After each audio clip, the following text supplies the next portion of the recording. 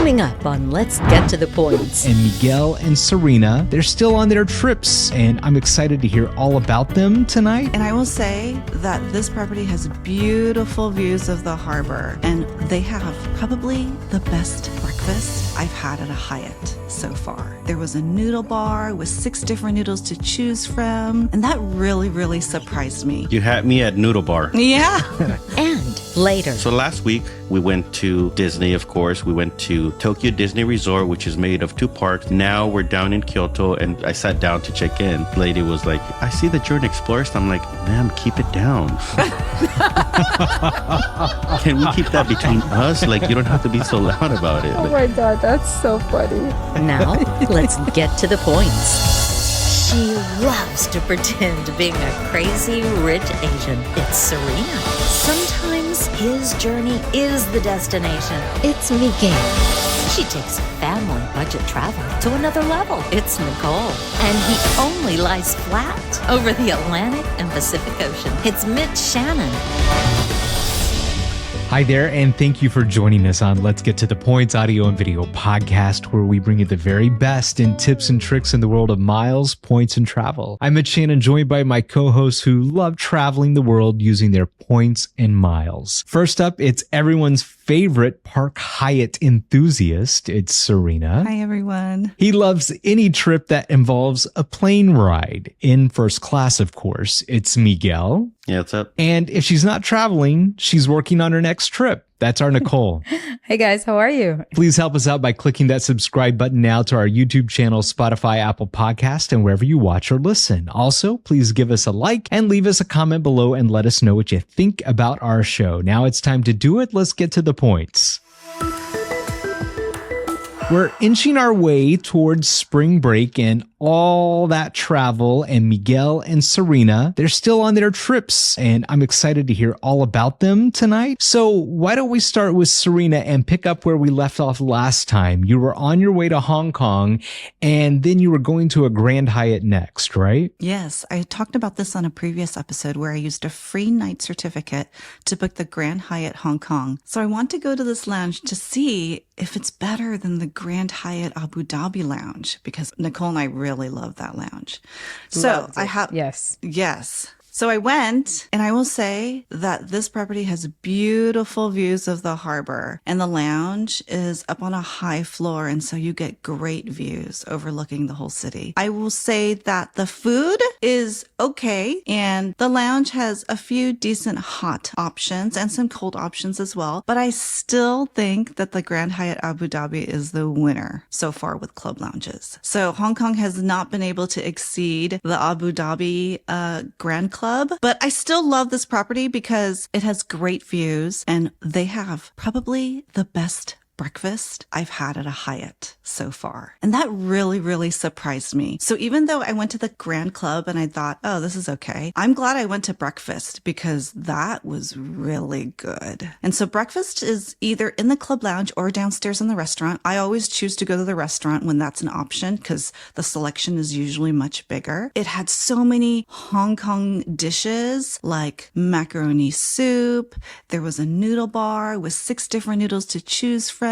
They had these rice rolls. They had these special boiled eggs with Chinese spices. I mean, I felt at home. And I know I'm saying this every single time I'm going to a hotel where I feel at home, but oh my gosh, this breakfast was really good. So I will say this is my favorite Hyatt breakfast. You had me at Noodle Bar. Yeah.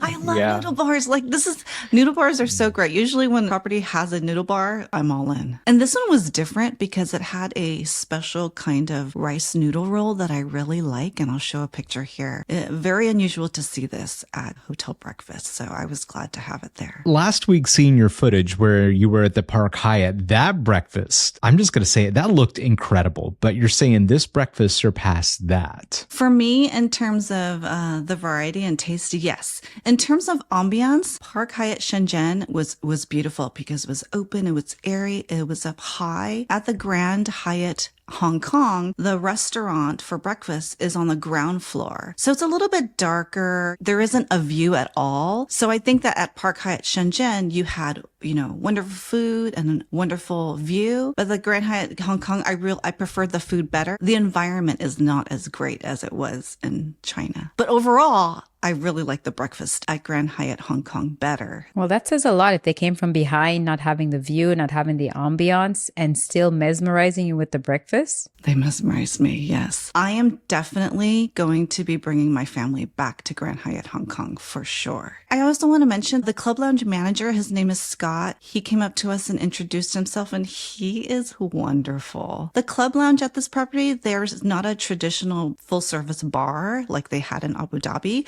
but they had drinks set out, and I wasn't sure if I was supposed to make my own drinks, but he said, don't worry, we'll put something together for you. He was so nice. I mean, the Club Lounge, I think what makes or breaks it is the food and the people, right? And he really is a great asset to this property because he made us feel welcome. He had someone prepare drinks for us. He made us feel special. I know what it's like when you have this personality at a hotel that kind of makes the hotel. Like when we went to the Thompson in Madrid, one of the bellmen, his name was Robert, and he was just the light, the energy of, what Hyatt personifies. And every time somebody tells me that they're going to Madrid and they're staying at the Thompson, I'm like, you have to ask for Robert. I think this is where Hyatt shines, is the people that they hire. They really, truly know how to deliver outstanding customer service. Absolutely. And I have a friend that's going to Thompson Madrid, so I'm going to make sure that she reaches out to Robert and asks for him. Thank you, Nicole. He's such a sweetheart.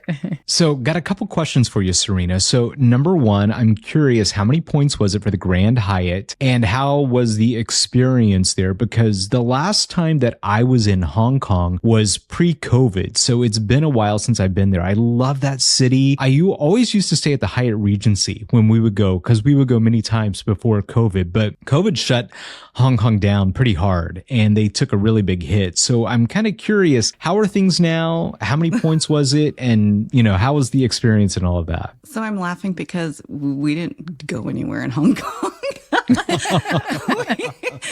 So I intend to bring my family back one day, and I know that we're going to go back, especially for Disney, and I know we're going to do more exploring in the city. So this one night that we had in Hong Kong was really just for the Grand Hyatt. I wasn't joking when I said that. We did not leave property.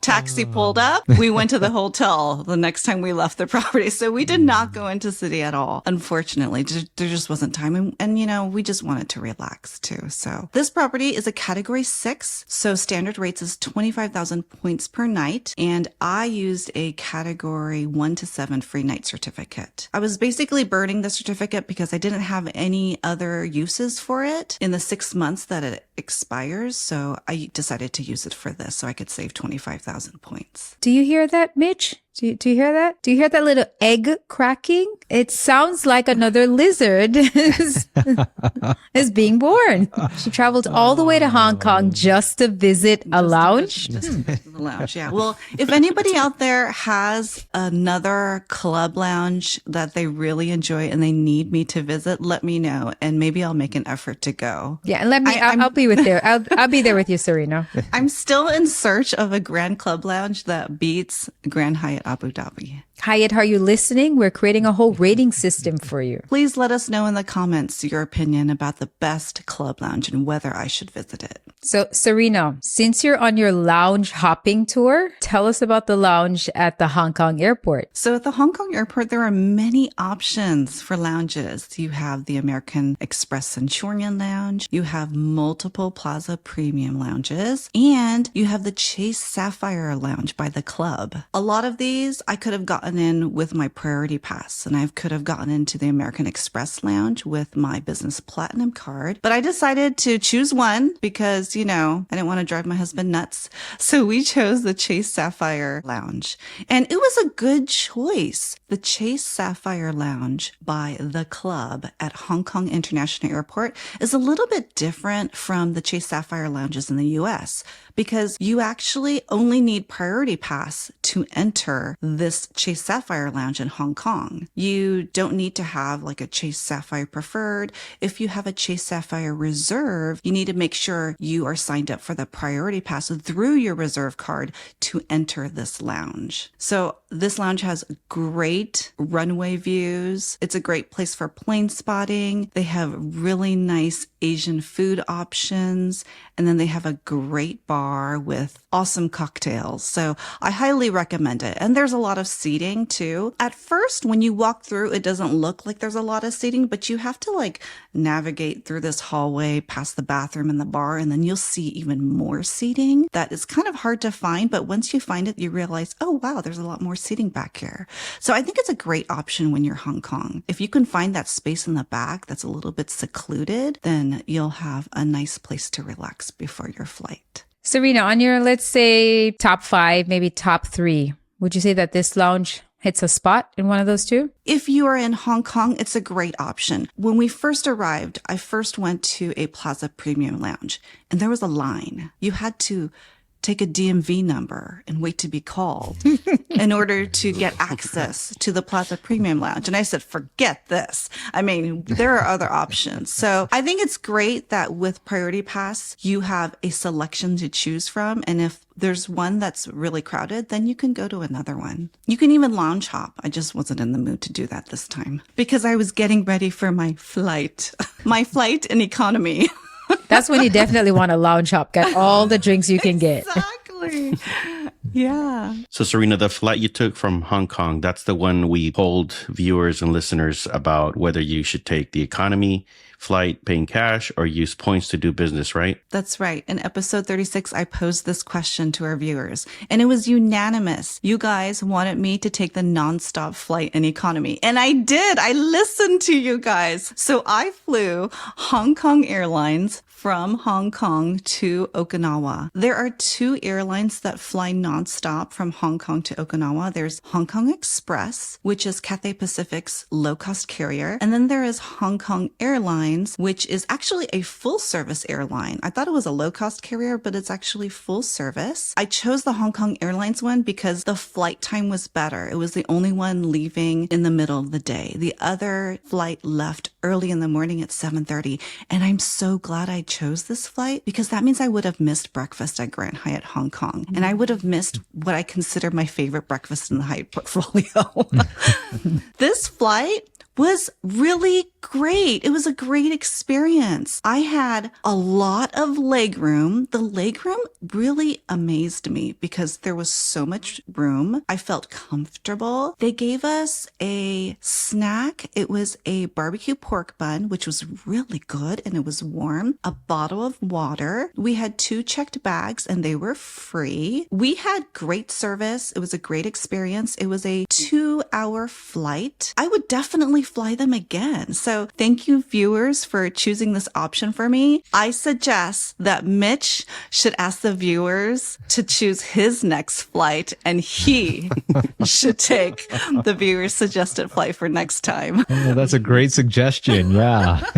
Suggestion. Yeah.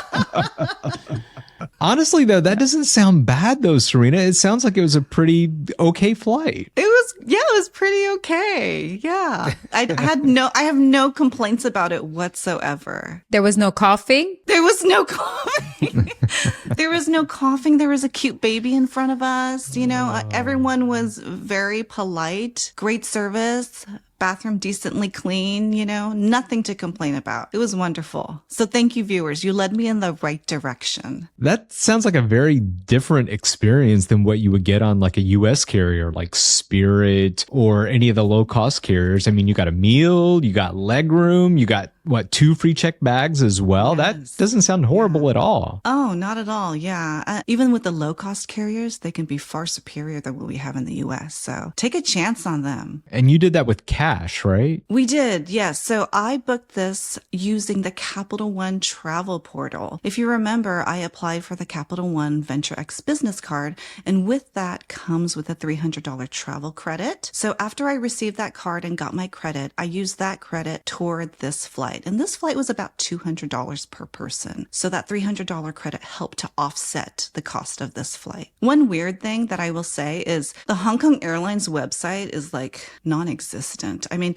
when I was in the US, I tried to check for my confirmation on their website. I couldn't pull up the website. I tried to check in ahead of time and I couldn't do that when I was in Hong Kong. So I had to do it at the airport and we weren't able to select our seats ahead of time. So they had to do it at the desk when I checked in. But it worked out. We had 2 aisle seats pretty close to the front of the plane. So I have no complaints. So now I'm in Okinawa and we have stayed at 2 hotels here. We first stopped at the Hyatt Regency in Naha. They have a club lounge there too, and it's on a high floor. So it's really nice because you look out onto the city. When I look out into the view of Okinawa and the city of Naha, I'm reminded of what I saw when I looked out of my Hyatt Regency Casablanca room. So this is Japan, but it's like older Japan. The buildings are not modern. They're not as tall. It's not Tokyo at all. This is like a slower way of life. And it's island life. Like we are on an island that's south of Japan, that's south of mainland Japan. This is what the Japanese people consider as their Hawaii. So a lot of Japanese come here for a holiday to enjoy the beaches. And I could really feel like this is definitely more of a tropical destination than what you would find in Tokyo or Kyoto. So we stayed at the Hyatt Regency in Naha, and I booked this for 12,000 points per night.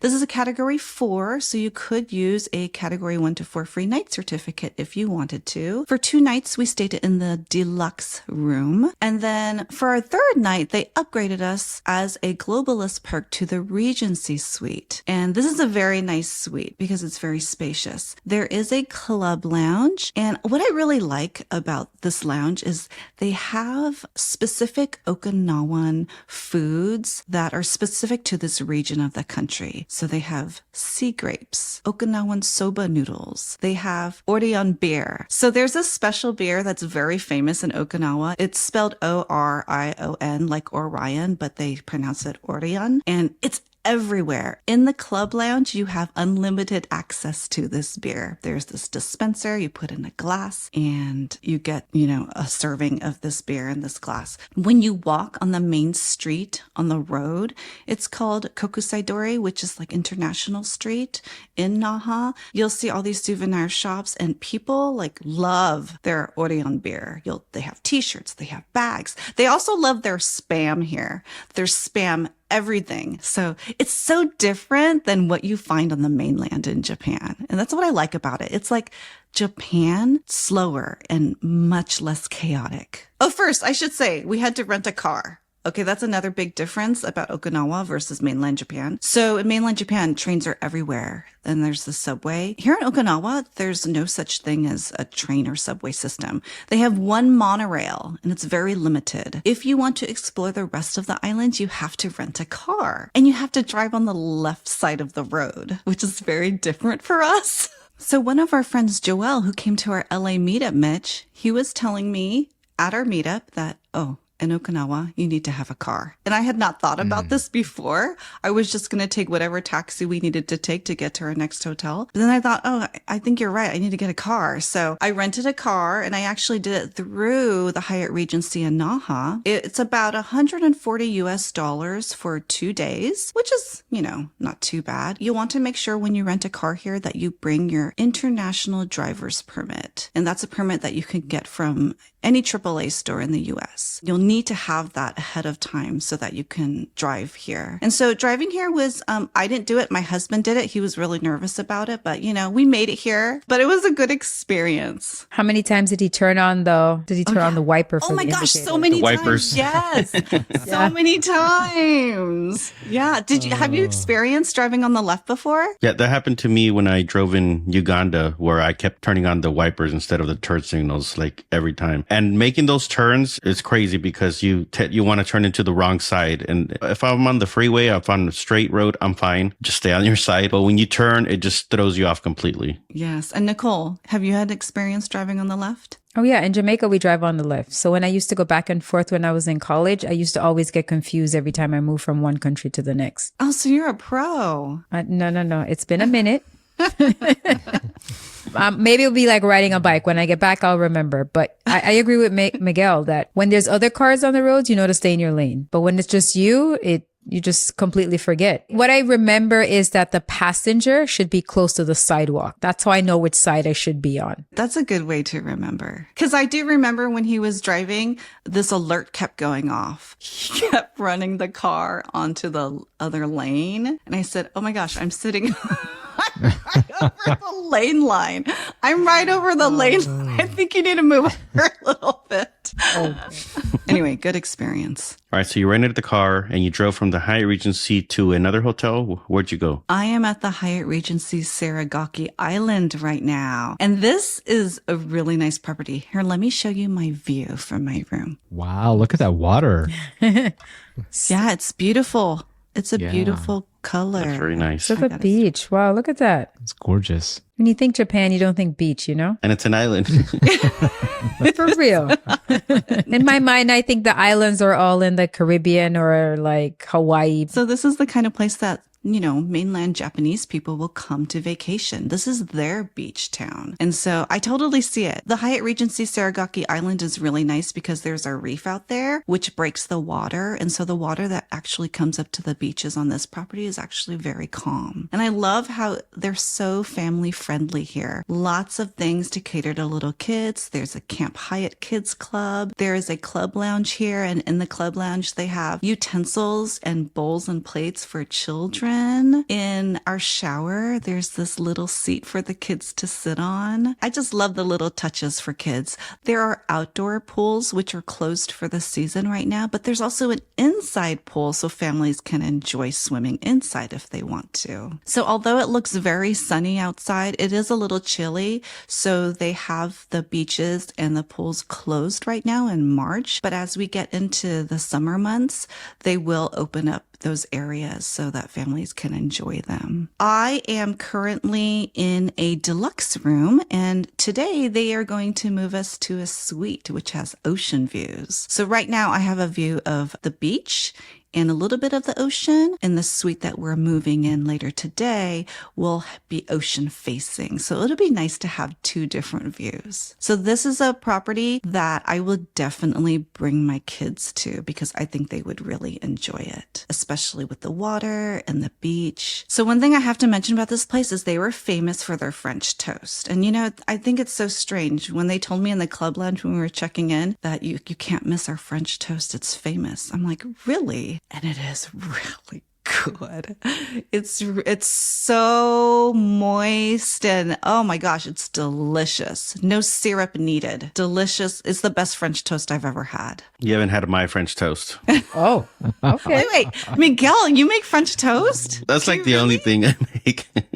Okay, what's your secret? I can't tell you. It's a secret. Miguel, I forgot to tell you about one of the local foods in Okinawa is called taco rice. Taco rice. Okay. Basically, it's taco ground beef with cheese and lettuce on top of rice instead of in a tortilla. And it's a thing here. I was going to say it's keto, but it's not because it has rice. Never mind.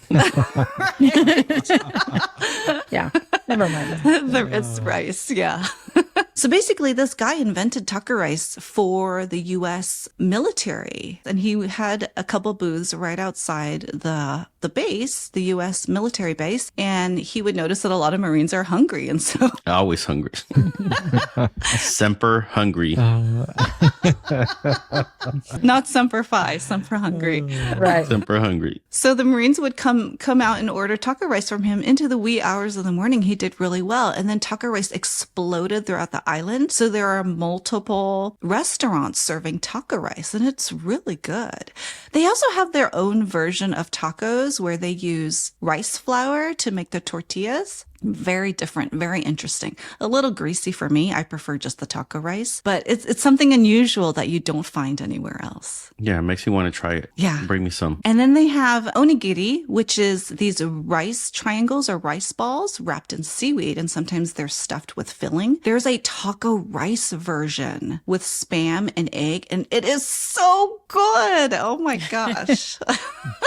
So good. Sounds delicious. Okay, so I talked about a couple of the food items, which I really enjoyed. The reason why we're here is for the scuba diving. As soon as I jumped in the water, I thought, oh my God, it's freezing. A little too cold for me. I equate it to diving in the Channel Islands off of Southern California. A little bit too cold. Not as cold as diving in Monterey, but as cold as diving in Southern California. I was actually miserable. And I did 2 dives and I thought, I'm not going to do it again. We saw Nemo. We saw some clownfish. And so that was enough for me. I was done. But on the boat, coming back to the harbor, we saw whales, humpback whales. And this is the season. They're in Okinawa waters.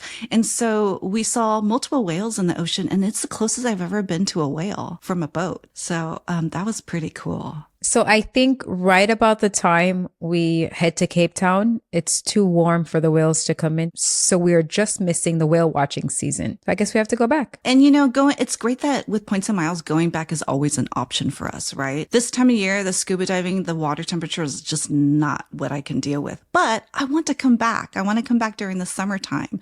So my plan is, if I were to find award availability to Japan, what I would do is book a flight from Tokyo to somewhere in Okinawa or one of the smaller islands down south and explore more and dive more when the water is warmer. So there's always an option to come back. You're not going to be able to see it all. So it's great that we have that freedom to come back if we need to one day. That really is a luxury, being able to go back. It allows you to have a laid back itinerary. It's not fast paced because, if you miss something, you'll come back. Now, if you're not using points and miles to travel, you're probably saving up money for your trip and you want to make sure you hit everything because this is the trip, right? So a lot of people do an international trip and you want to do as much as you can, fill it in. When you travel using points and miles, you know that if you don't do something you wanted to do, you can just go back another time. So in my current trip, I'm traveling with my family and I don't want to be fast paced because I'm traveling with little kids.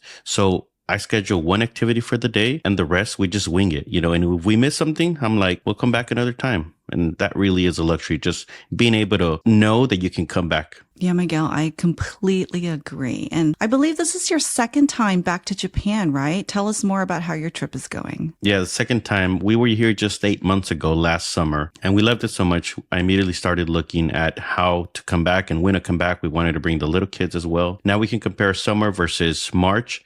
And although it would have been nice to be here during the cherry blossom season and all that, we had to come during the school spring break when they're off from school. So last week we were at the Park Hyatt. We had done a couple activities. Now we're down in Kyoto and we'll get to how we got here and where we're staying here. But over the past week, we went to Disney, of course. We went to Tokyo Disney Resort, which is made of 2 parks. They have Disneyland and Disney Sea. And one thing that's great about the Disney park here is that they're so much cheaper than back home. So back in the US, a ticket for one day for one park is sometimes up to $140.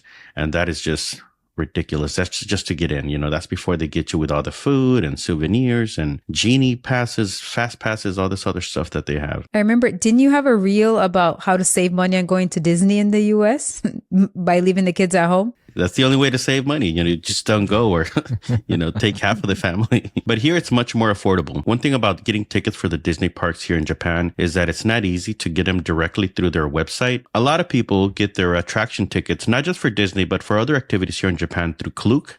That's Klook. And if you use the app the first time, you get 5% off. There's a code for that by doing your first booking through the app. And for the parks here, we spend about $300 per day for the tickets. That's for 5 people. That's for 3 adults and 2 kids. So, back home for a couple of days, I would have spent probably $1,500 for us to go. And here is $600 for 2 days for 3 adults and 2 kids. And the food inside is also, reasonably priced. All the souvenirs and all that is a good price. I remember last summer when we came, we wanted to try these alien mochi balls, and they come with 3. So I said, we'll get one and we'll share. There was 3 of us, right? But then when I went to pay, it was like $2, $3. I was like, okay, I guess we can each get our own. It's because it was a good price. I was back home, this would be at least, $8 or $9 for each one. That's when you act like Oprah. You get a mochi. You get a mochi. Everybody gets mochi. Yeah, we could do that here because it's so much cheaper. So we each got our alien mochi, and we wanted to try a lot of things. But another thing here at the Disney parks is that there are lines for everything. We started the first day. We wanted to get there when they opened. They opened at 9 that day. So we were there around 9, and there was a long line to get in, go through security. You go inside and there's lines for taking pictures with the characters or certain photo spots. You want to go eat, there's a line for that. There's lines everywhere. There was a lot more lines, a lot more people this trip than last summer. And I think one of the hotel representatives at some point told me that there was like a school break right now. We also went over the weekend, so that could have contributed to it. Now, I know in the US they have the Genie Plus and this other new way of taking more money from you for you to access the certain rides as a new way of the Fast Pass.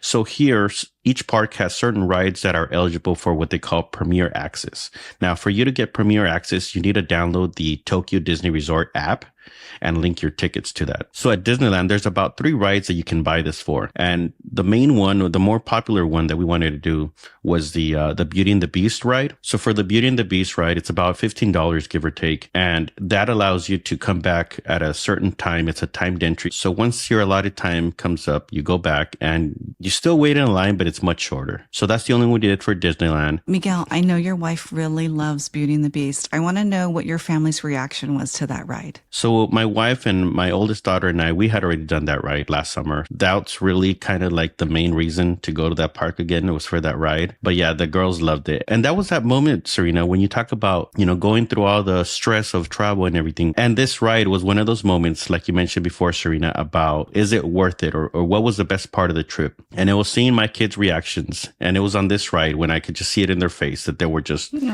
having the best day of their lives. So it was worth it. Great. So even though it might not seem like I was very encouraging on going because of all the lines and all this, I would still do it. I would do it again. And if you haven't been to the Disney parks, I would come by myself. I would come by myself too. Oh, wow. No. Those smiles that they had on the ride, they just like live rent free in your head. They come back. And every time you go to do another trip and you think, oh my God, is it really worth it? Then you'll remember that ride. You remember their reaction. That's also my favorite ride at Tokyo Disney too. And that was kind of a huge investment in your time waiting for the Beauty and the Beast ride. That was all day that you waited for that, right? Yeah, because we bought the Premier Access in the morning. I want to say like 9:40 in the morning or something like that. And our timed entry wasn't to return until 7 p.m. that night. And it was a little bit cold. We're from Texas. We're built for heat. Give us saunas and we're fine. But it was maybe in the 40s, but it was a little bit cold for us. So my wife has said, we're going to be there from open to close, 9 to 9. Like if we didn't have to wait for the Beauty and the Beast at 7, like we could have left now. But yeah, we had to wait until at least the Beauty and the Beast ride, which was at 7 o'clock. That was like the main event, if you will, for that day for us. And the next day we went to Tokyo Disney Sea, and I actually thought we had a better day that day. It was not as cold. One, it was not as windy. They have a lot of unique rides. We like Disney Sea more because there was not as many lines. The decorations everywhere, you're really fully immersed in whatever world you're in. Like there's like an Italian side. There's like a volcano thing in the middle. And that's where they have this ride called Journey to the Center of the Earth. And that was, I think, everybody's favorite. And that's one of their more popular rides where I think it was maybe a 2-hour wait or a little bit more. But for that one, I tried the Premier Access. And it gave me a time to go like immediately, which I was surprised. So I paid, $10 to $15 or so per person. And pretty much they give me the pass to go right in. And, that was great. So I would definitely recommend that. Instead of waiting 2 hours, you pay for Premier Access if you can for some of these rides. So Miguel, when we went to the Ferrari World in Abu Dhabi, we had an option to skip the 2-hour line for $13 each. And I was like, 13 times 4. We're waiting in line. You said nope. I So said you waited no. 2 hours for that ride. Oh my God. I did. But I think now, knowing what I know, I would not have waited. A lot of it has to do with when you go, because when we did Ferrari World, there was like nobody there. We could have rode all the roller coasters right after another, like with no wait. But we went in September, I think, and you went over the holidays, right? Yeah, we went during Christmas break. Yeah. So my strategy with these rides is to go as soon as the park opens, line up way before. So that you're the first one in the door and you run to your first ride. That's how I do it. So that's how I did Tokyo Disney. And that's how I did Ferrari World. So I didn't have to wait 2 hours, Nicole. And I didn't have to pay extra. But that's not for everybody. But how early did you line up? Because, you can go and there's already lines there. For the parades at Disneyland, there's people reserving their spot to view the parade. It was like 3 or 4 hours before the parade, and they're already sitting there with their little area, the little picnic blankets. With their little teddy bears too, right? With Duffy. Yeah, some people get really into this stuff. I saw older couples with no kids carrying like bags of little plushies. And Yes. I don't know. That is the thing there. They do that there. They line up way in advance. So for Tokyo, I actually lined up way before they even opened. There's a secret opening time. I think the park officially opened at 9, but they actually opened the gates at 8. And because I stayed at a Disney hotel, I got early access. We were in line at 7. That's what we do. That's called a line, Serena. You said you didn't wait in line. That's a line to me. Well, it was a line like 3 people deep. We were like the third person sitting, waiting for the park to open. For an hour.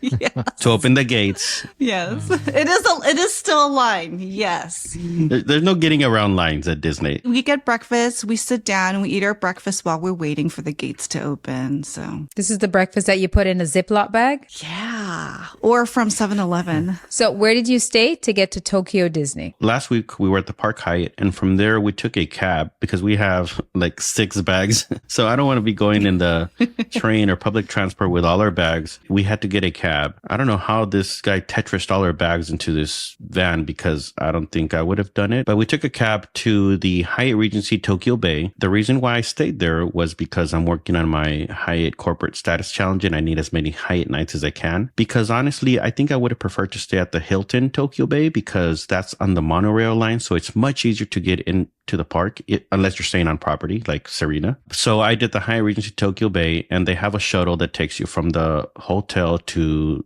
drops you off at the parks. So for this day, I actually paid cash because they had a good rate. They had a promotion, buy 2 nights, get the 3rd night free. For 3 nights, it averaged out just a little over $200 a night. And I thought it was a pretty good price. I did attach a club access award to this reservation so we could have free breakfast. The breakfast was pretty good. And like you were saying, Serena, it was pretty kid friendly here as well because they did have kid plates and kid bowls and all that for the breakfast. And I did see Nemo in the lobby. They have a fish tank and there's fish, like you see clownfish now. It's always Nemo. Miguel, does this Hyatt Regency have a lounge? Yeah, but it'd probably be at the bottom of your list for club lounges. They have coffee, some drinks. They have chips, cookies. It was really basic. I don't know if they had any special times for an evening reception or anything. They didn't tell me anything about it, so I doubt it. But yeah, nothing to write home about. That got us access to the breakfast pretty much. So we had free breakfast because I applied the Club Access Award. Because I'm not a globalist right now. So when we were checking into the Park Hyatt and I sat down to check in and lady was like, I see that you're an explorist. I'm like, ma'am, keep it down. Can we keep that between us? Like, you don't have to be so loud about it. Like, she said it like 2 or 3 times. She's like, and because you're an explorist, I'm like, shh, quiet. I was a globalist until about a couple weeks ago, and I'll be there again soon. Oh my God, that's so funny. It is funny.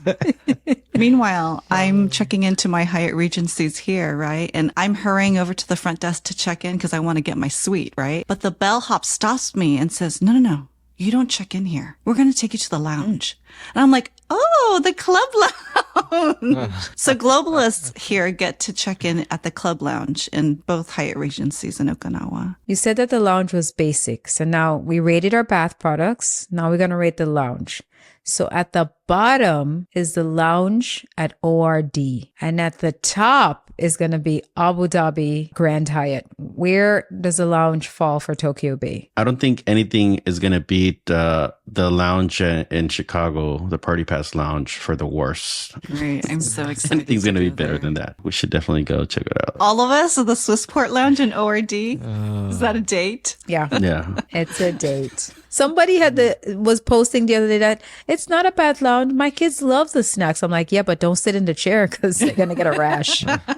So this whole trip, we've been downgrading. We started at the best, the Park Hyatt Tokyo. Then we went down to the Hyatt Regency Tokyo Bay. And then from there, I'm now at the Hyatt Place in Kyoto. So, but one thing that's great about Japan, and specifically the hotels where we stayed, is that, they have this courier service. Like I said, I was traveling with like 6 bags. At the Hyatt Regency Tokyo Bay, I just went downstairs to the desk and asked them if they could ship 4 of our bags to our next hotel, which was here, the Hyatt Place in Kyoto. And they were able to do that. They measured it. So they actually measure the luggage, like linear. That's how they determine the price. So I paid anywhere between like $13 and $16 per bag. And let me tell you, that was great. After coming up and down these stairs in the metro, it was great to get to our room and our bags were here. It was funny because we walked in and, my wife didn't know and she didn't realize that we didn't bring all our bags. I'm like, see, the bags are here. She's like, oh, like she's not carrying them.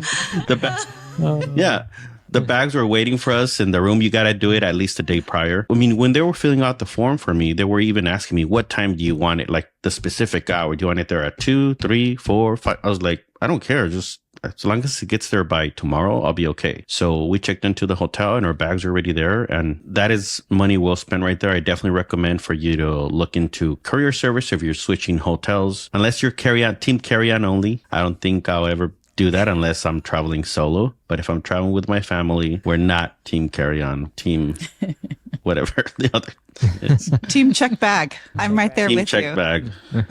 So for the luggage transport, did you just go through that bellhop at each of your hotels to do that? I just went to the front desk at the Hyatt Regency Tokyo Bay and they filled out the forms for me. And then I just paid there. When I checked out, I paid for that as well there. And when I checked into the Hyatt Place here, they told me my bags were already in the room. So there's 2 reasons why we chose these hotels, right? So one, I talked about the Hyatt Corporate Status Challenge that I'm doing. And then the other one is that both of these hotels, the Hyatt Regency Tokyo Bay and the Hyatt Place Kyoto, both fit 5 people. So we didn't want to get 2 rooms. Not only is it twice the cost, but we want to be in the same room with the little kids. And when I say 5 people, I really mean 3 adults is what they'll let you have. And then the other 2 can be kids under, I don't say like 11 or 12. They won't let you in here with 5 adults. It's really 3 adults and then 2 kids that can sleep with the adults and share a bed. Bite the dust again. 17 and 14 are adults. But even if you have to get 2 rooms, Nicole, the Hyatt Place here in Kyoto actually has good rates. It's either, I saw rates as low as like $83 last week or 9,000 points. So it's not bad at all. You know what I want to open up, which is a really good deal on points, is the caption. I think that's in Osaka. Yeah, I think that's opening up in May of this year. And I think it's going to be as few as 3,500 points when that opens. So category 1, I guess, right? Yeah, and you get another brand explorer. I would definitely pay for 2 rooms if it's 3,500. But like Oprah, you get a room. You get a room. Everybody gets a room.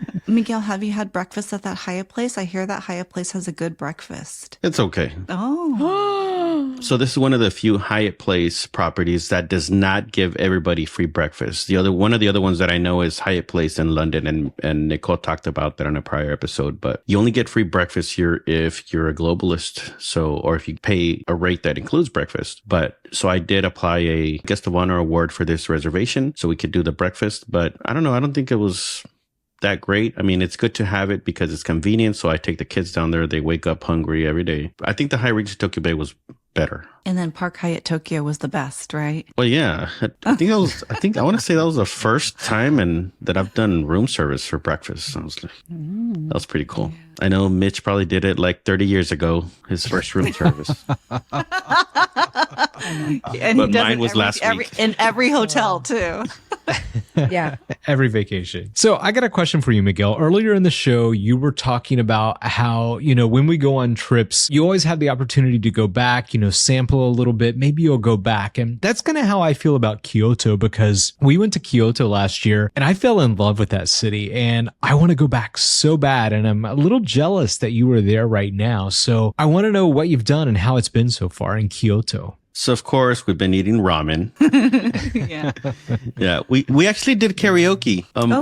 My daughter likes to sing, and we walked by. There's a lot of karaoke spots. So you rent little rooms and you just do karaoke. We're like, well, let's try it out. So we did 25 minutes, and those 25 minutes went by quick. I mean, that was like one song each that we got to sing, and then we're like, okay, we got to get out. We had more activities planned for yesterday, but it was raining most of the day. I mean, it was raining from when we woke up until maybe like 4 p.m. So the thing to do here, I guess, if it's raining, is go to the Nishiki market. And we had a great time just walking around there, trying different foods all day, shopping and eating in that market because it's covered. We were out of the rain. And that's really most of what we've done here so far. But today, we're planning to go down to Osaka because we got reservations at the Pokemon Cafe, which is very hard to get reservations here. And the way that I was able to get this is actually pretty much paying somebody to do it for me. There's this website, I think it's Fiverr, and I had to pay somebody to get these reservations for me. So otherwise it was pretty much impossible. You have to wake up in the middle of the night because that's when they open the reservations 31 days out, and they go within like 5 to 10 seconds. So if you don't pay a professional to do it for you, you're not going to get it. I can't wait to hear about this cafe. What is special about it? Is it just Pokemon themed?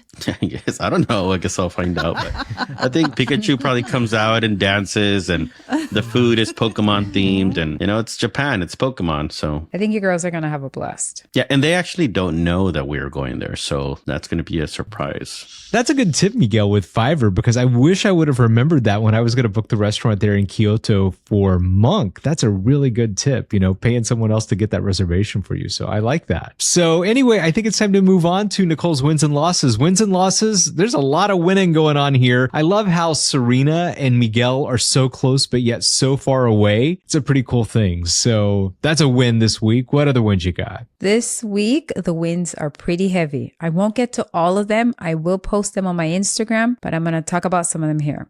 So the Real Gene PB. Serena, this one's dedicated to you. He has started working on his 2025 trip to Oman thanks to Serena. Oh, yes. He did tell me about that. Congratulations, Gene. That'll be a fun one. And Gene just did a road trip where he listened to the first 15 of our episodes too. So hope we didn't kill you with our bad audio. Yeah, we apologize for the cringy first few episodes with bad audio, bad lighting. It's only up from here. He said he liked him, so I guess it's good we didn't put him to sleep. So yeah, thank you. All right. Eric Pan, 94, books an AA flight from the West Coast to the East Coast, round trip for 10,000 AA miles. Jess Chan, she got approved for the Chase Marriott Bonvoy business credit card. Savvy Saving Stephanie has a total of 51,000 points and $600 that she used for a flight to Atlanta to Splits with a stop in London in the summer. Supernova Travels found a third night free offer on her Amex travel portal. She booked this for her birthday trip. Choose to Explore. This one's not a win, but he's going to go up from here. He got denied for his first credit card. Oh no. It happens to all of us. Been there. Of course. Yeah, it's growing pains. That means you're doing something right.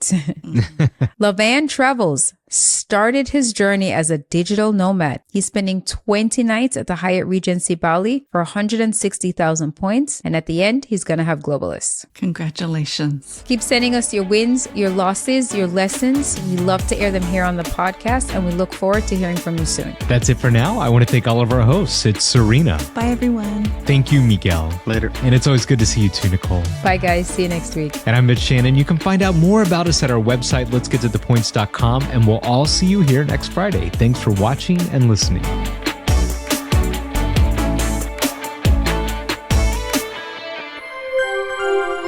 Let's get to the points.com.